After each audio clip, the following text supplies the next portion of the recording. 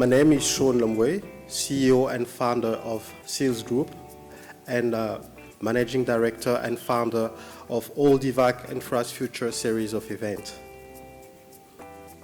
I would like to extend a warm welcome to each and everyone in the room today. Delegates, guest speakers, moderators, sponsors, exhibitors, partners, our advisory board, and African governments, specifically the South African government, the Democratic Republic of Congo, the DRC's government, and the Eswatini government, as well as everyone who contributed to and played a role in making this event happen over the next 2 days. Thank you. Ladies and gentlemen, please welcome Dr. Kgosientsho Ramokgopa.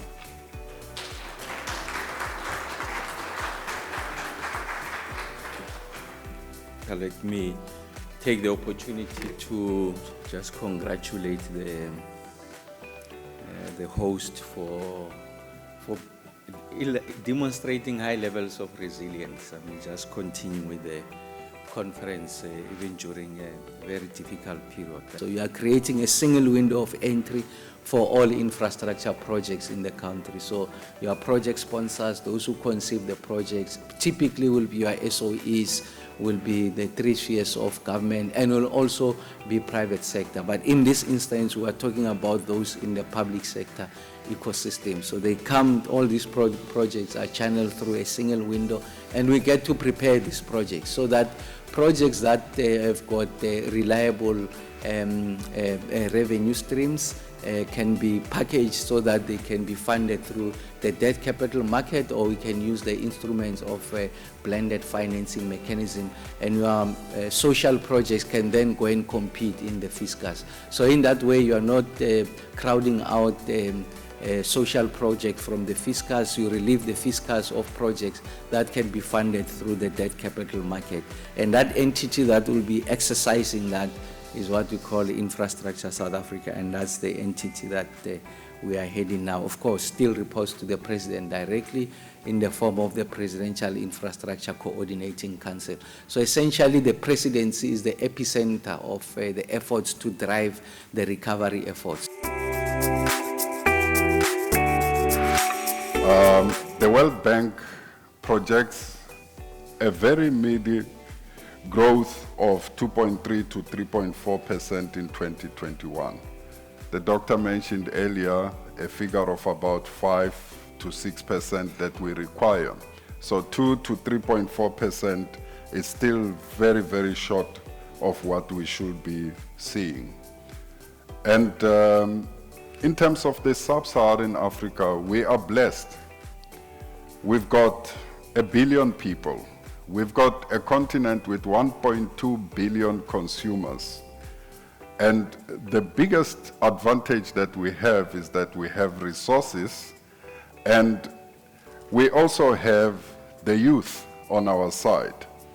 It is said that by 2050, half of Africa will be less than 25 years of age.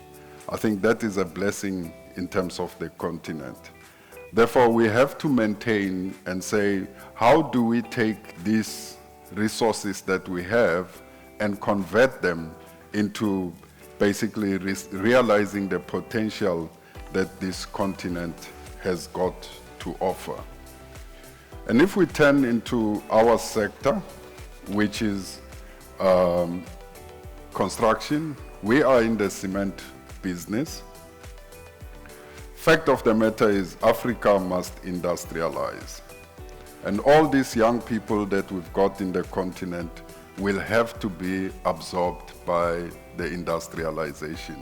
And if you consider that we've got the people, we've got the skills, we've got the resources, actually Africa should be looking at how can we industrialize ourselves. But industrialization will require infrastructure to actually start progressing. And unfortunately, we are lagging behind. The deficit in terms of infrastructure is said to be about 170 billion a year, and it keeps growing. And that gap in terms of the financing is said to be about 68 to 108 billion rands.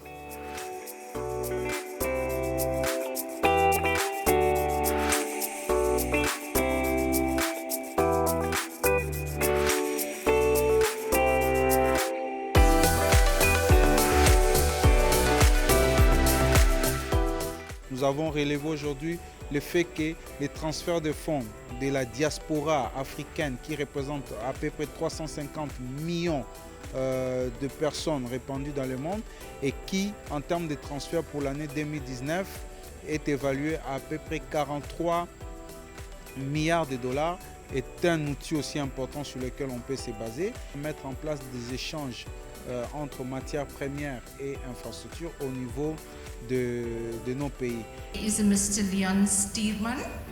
Leon is the Executive Manager for Transnet Engineering for the Western region, and he's responsible for managing the entire region, talking about Transnet Engineering's capabilities around infrastructure and technology, and also what Transnet Engineering is invested in. So without further ado, I'd like to welcome Leon to the stage. Can we all please give him a hand?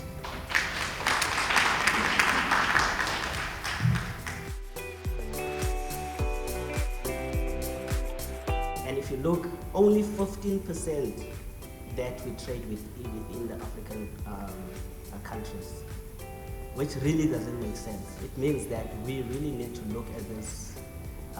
There's no business. We find that, just an example, we actually export to China, and then China will import back to us.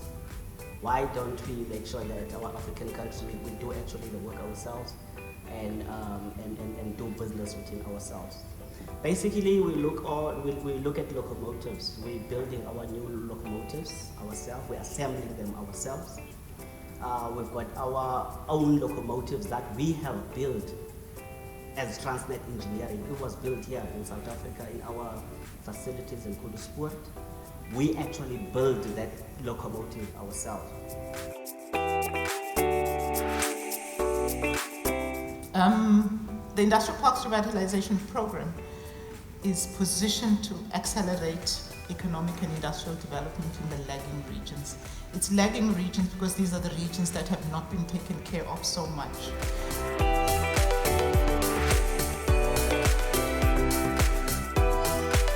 Oui, on peut avoir une activité qui peut être un trade simplement, qui peut avoir des questions des services simplement, et qui peut avoir des capacités de venir pour qu'on puisse former.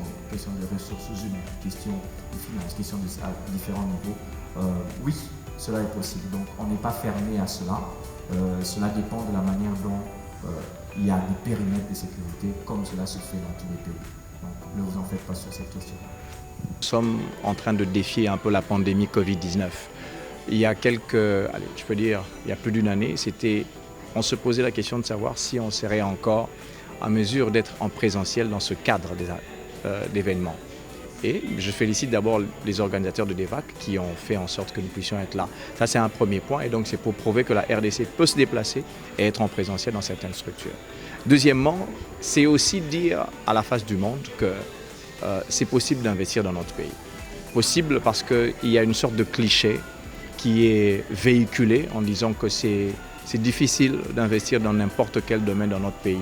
Difficile parce qu'ils apprennent qu'il peut y avoir une sorte de petite difficulté politique, petite difficulté sécuritaire, petite difficulté militaire. Et pourtant, aujourd'hui, il y a des investissements qui se font. Et c'est mon rôle de pouvoir présenter à la face du monde les opportunités d'investissement, les potentialités d'investissement. Et donc aujourd'hui, devant ce parterre des différents hommes d'affaires qui avaient, des différents représentants des institutions sud-africaines, nous avons présenté les opportunités d'investissement dans le secteur des infrastructures, en disant que c'est possible et c'est tellement ouvert. Infrastructures routières, je parle des routes, infrastructures aéroportuaires, je parle des avions, infrastructures au niveau maritime, lacustre et même fluvial, je parle des voies de l'eau, infrastructures sur le chemin de fer, en disant que cela est possible et qu'il y a un retour sur investissement qui est garanti. Et aujourd'hui, nous avons dit qu'il y a un cadre légal qui existe.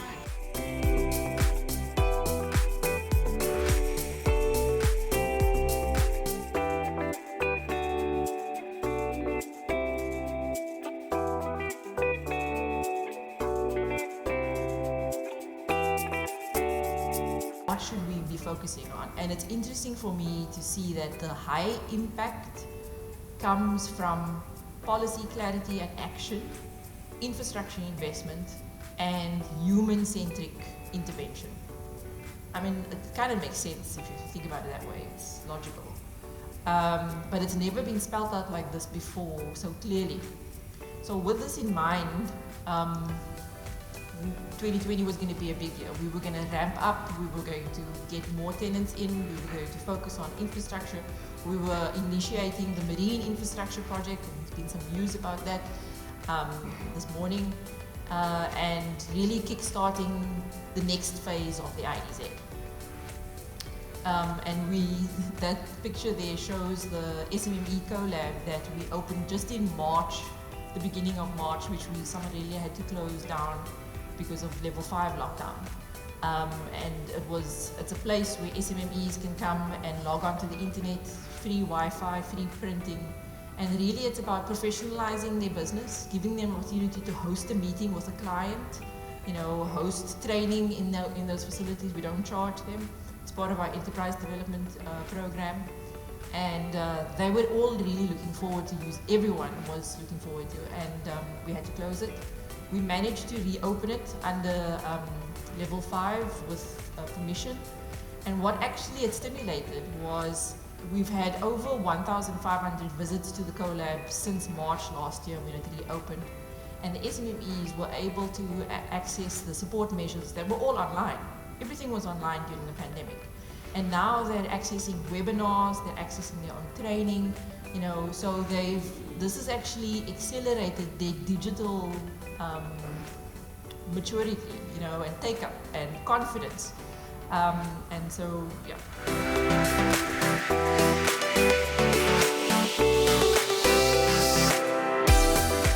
The time to act now relates to crisis mode thinking, because a lot of the things that we want to do now, we should have done many years ago. And if we constantly stay in crisis mode, we will never do the things that are necessary for the future.